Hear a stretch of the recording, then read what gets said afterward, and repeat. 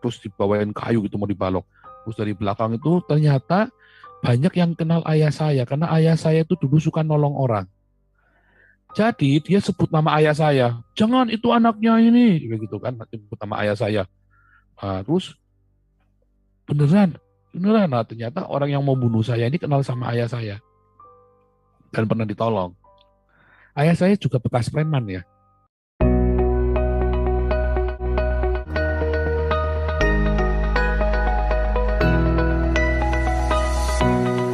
Halo Dion, Pak Paul. ya Shalom Dion, Pak Paul. ya, Saya ingin bertanya Pak Paul. ya, Misalnya kalau saya sudah Pak Paul kan kalau misalnya kadang berbicara, kadang debat dengan orang-orang mereka kan, misalnya mereka suka mutar-mutar kan Pak Paul kan bilang, ngomong kasar kan, anjing biad bang. Pak mana saya Paul pernah ngomongin bangsain orang, nggak pernah. kan saya mau tanya Saya nggak begini, pernah bangsain orang, anjing-anjingin orang loh. Nggak pernah maaf loh, Pak, serius. Saya saya ingat sekali yang semuanya saya omongkan, saya ingat. Karena saya ya, kontrol, Dion. Saya Dion.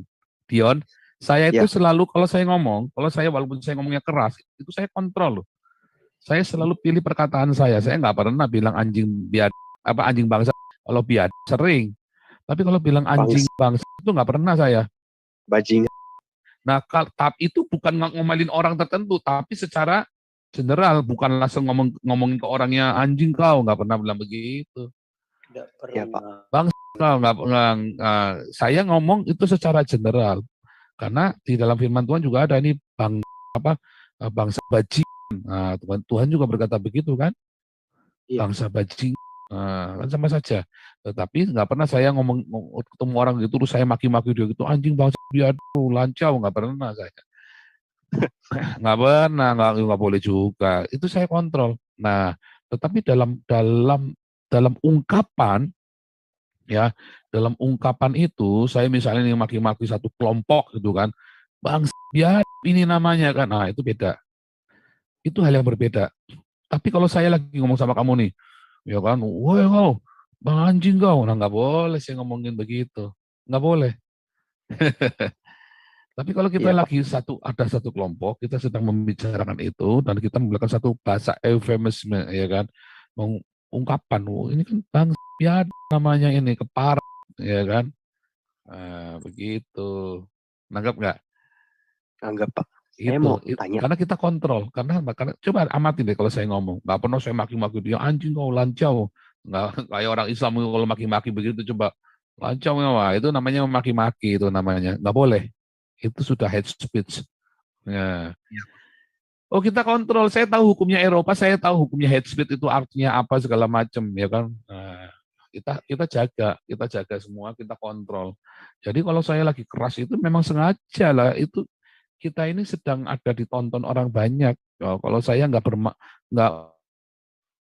menyatakan dengan begitu orang nggak laku. Oh, kita harus harus apa namanya kemas semuanya itu. Ini kan sebuah acara. Iya Pak. Kayak gitu Dion ya. Jadi Hati-hati begini kalau Pak, kamu ikut-ikut, kamu nggak kontrol, masuk penjara, kamu bisa digambarin iya, orang. saya tidak mengatakan kata-kata yang saya sebutkan tadi. Ya Pak Paul. Saya selalu bilang, don't try this at home karena belum tentu kalian tahu. Saya ini entah mengapa ya dari SMP SMA saya itu pandai memilih kata. Saya sengaja kadang-kadang kalau saya ngomong sama orang tertentu, saya lagi konseling pribadi dengan orang ya saya pilih kata, ya kan? Saya pilih kata yang tepat untuk orang. Kalau saya lagi di muka umum, saya pilih kata. Kalau saya lagi live begini, saya juga pilih kata. Entah mengapa, itu seperti Tuhan talenta ya, kayak bakat alam gitu loh. Memilih kata itu suatu bakat. Nah, orang-orang yang punya karunia kenabian itu memang biasanya dikasih pilihan kata yang bagus. Ya kan, makanya orang-orang yang suka puitis, orang-orang seniman-seniman itu kadang-kadang Tuhan kasih karunia kenabian. Seniman-seniman itu, makanya coba orang-orang yang melakukan lagu-lagu atau drama-drama teatrikal itu kan, sindiran kepada pemerintah, kritik sosial politik, itulah suara kenabian. Dan mereka bisa menyajikannya dalam bentuk seni. Nah itu suara kenabian dengan satu pilihan kata. itu ya, ada seorang yang namanya Ahmad Fauzi itu ya, orang Semarang itu. Ya. Dia sampai nyebur ke tai. Jadi dia ngumpulin tai orang, tinja itu loh, tinjanya orang dikumpulin, terus judulnya Tuhan yang mentai. Artinya Tuhan yang sampai hina, terus dia terjun ke tai itu beneran ke tinjanya manusia, dia berenang di situ. Dia nyelam, terus dia bangun gitu. Itu beneran ya, itu dikasih Ahmad Fauzi itu beneran itu. Wah, itu heboh itu. Dia benar-benar masuk itu Ahmad Fauzi. Itu memang pernah kena schizofren. Dia memang sakit schizofren. Makanya dia ya pikirannya ya aneh-aneh. Pemikirannya benar-benar liar. Dan pernah masuk penjara segala macam gara-gara penistaan agama Islam. Bapaknya ketua FUI Semarang, ketua Forum Umat Islam Semarang, almarhum tapi sudah ya. Itu heboh itu dulu. Ahmad Fauzi itu. Bukunya sempat sempat ini ya viral ya bukunya itu ya. Judulnya itu Nabi Schizofren. Nabi Schizofren. Itu mohon maaf, saya boleh tanya ya Pak Paul Iya. tentang itu.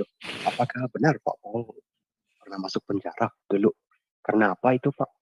Dulu saya pernah dipenjara sama keluarga saya ya, jadi karena difitnah. Jadi keluarga saya panik. Orang tua kami ada satu mafia dia intervensi. Pokoknya saya harus dipenjara. Mau diadu itu kan. Nah, akhirnya dijemput polisi saya. Saya tenang-tenang saja waktu itu kita buktikan semuanya. Oh, saya puasa 40 hari 40 malam tuh. Di penjara itu saya puasa 40 hari 40 malam. Pak Paul katanya kan pernah Pak Paul cerita Pak Paul hampir dibunuh mati sama orang, tapi tahanan lain bilang, jangan, bapaknya itu baik. Iya. Bulan Desember itu. Ya, itu jadi waktu di penjara itu saya mau dibunuh, disuruh sama si mafia ini. Ya kan? Jadi itu kasusnya gede ya, kasus gede itu. Nah, terus saya mau dibunuh. Saya udah dimasukkan jadi waktu saya dimasukinnya itu bukan di tahanan Polres, terus saya dipindah ke LP masalahnya. Padahal belum sidang waktu itu. Terus saya dipindah ke LP, terus saya dicegat beberapa orang, mau terus dibawain kayu gitu, mau dibalok. Terus dari belakang itu ternyata banyak yang kenal ayah saya, karena ayah saya itu dulu suka nolong orang. Jadi dia sebut nama ayah saya, jangan itu anaknya ini, begitu kan, sebut nama ayah saya. Terus beneran, nah ternyata orang yang mau bunuh saya ini kenal sama ayah saya dan pernah ditolong. Ayah saya juga bekas preman ya.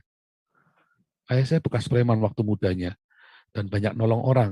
Ya sesama preman maksudnya kan. Jadi kalau orang-orang preman apa selalu nyari pelindungannya ayah saya. Terus terus dua kali kejadian gitu lagi. Yang satu terus dia udah bawa tali itu. Ya, bawa tali saya mau diikat, mau dicekek gitu kan. Terus ada orang lagi. Mas, kui anaknya om iku Mas, ojo Mas. Koncone Den. Wah, itu orang lain lagi itu bayangin. Karena satu LP itu waktu itu ada berapa ribu orang itu kan. Tapi bisa banyak yang kenal ayah saya. Itu 3 kali tuh saya mau dibunuh itu. Nah, jadi itu ya, kadang-kadang kita berbuat baik, mungkin bukan kita nggak tahu, tapi anak-anak kita yang menuai perbuatan baik kita. Makanya rajin-rajinlah berbuat baik. Itu terjadi beneran ya. Wah, itu 3 kali tuh. Yang terakhir itu udah dibawain gunting itu saya. Jadi lah gunting aku dicukur semua, digundul, saya mau digundul. Saya mau digundul, mau digebukin lagi itu kan. Wah, terus ada yang lari. Wih, ojo, gara kenal, ayo mukul. Ternyata yang mengurus saya itu dulu pernah kerja sama ayah saya. Konyol sekali. Jadi waktu saya kuliah, dia pernah kerja ikut ayah saya. Jadi ayah saya udah bukan preman, tapi udah kayak orang inilah, kayak setengah paranormal begitu, kayak paranormal lah ya. Saya kan banyak orang konsultasi karena orang ini kerja sama ayah saya dulu, bantuin lah. Entah kerja apa, pokoknya pernah kerja. Loh, aku ini dulu pegawainya ayah kamu. Loh, kok enggak pernah ketemu? Saya bilang, kapan? Oh, ternyata pas saya lagi kuliah, tahun 93.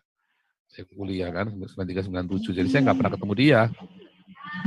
Karena saya kuliah jarang pulang. Ya, saya kuliah itu pulang setahun sekali paling. Gitu ya. Nah, jadi jangan takut, pertolongan Tuhan itu selalu ada. Iya Pak. Itu ya. Pertolongan Tuhan Pak. Iya. Wah, itu saya itu 3 kali, makanya itu tadi ya, masih lihat wah pertolongan Tuhan bener. Terus saya tuh langsung terkenang dengan ayah saya. Ayah saya itu memang udah mati saja, sudah mati saja nama itu masih bisa melindungi anaknya. Itu tadi, makanya saudara-saudara rajin-rajin diakonia, rajin-rajin bikin baik ya. Sebisa mungkin jangan sakiti orang. Sebisa Ya, Pak. mungkin itu ya.